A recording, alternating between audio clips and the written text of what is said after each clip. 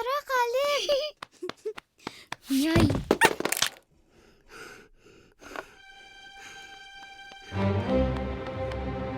Caleb, sinira mo! Di ko sadya. Sorry. Puro ka na lang sorry. Sorry talaga, ate. Paano to? Sira na. Anong nangyayari? Sinira ni Caleb tong laruan ko. Nag-sorry na po ako. Puro ka naman sorry eh. Sige, mga anak. Sinira ni Caleb ang laruan mo. Kinain din niya yung ice cream ko.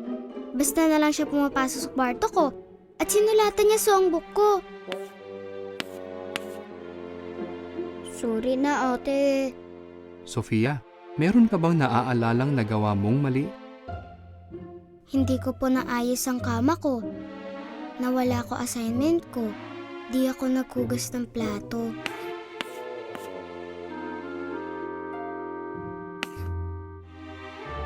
O, di ba nalilimutan natin ang mga mali natin?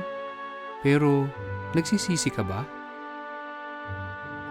Alam niyo ba kung anong ginagawa ni Jehovah pag talagang nagsisisi tayo? Ganito ang sabi sa Efeso 4:32.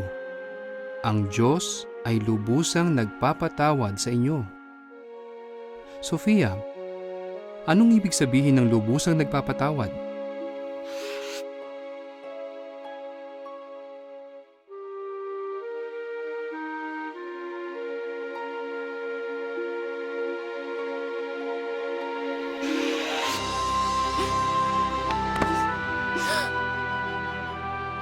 Sorry talaga, ate. Sige, bati na tayo.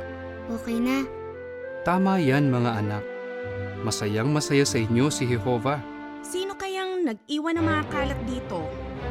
Lagot!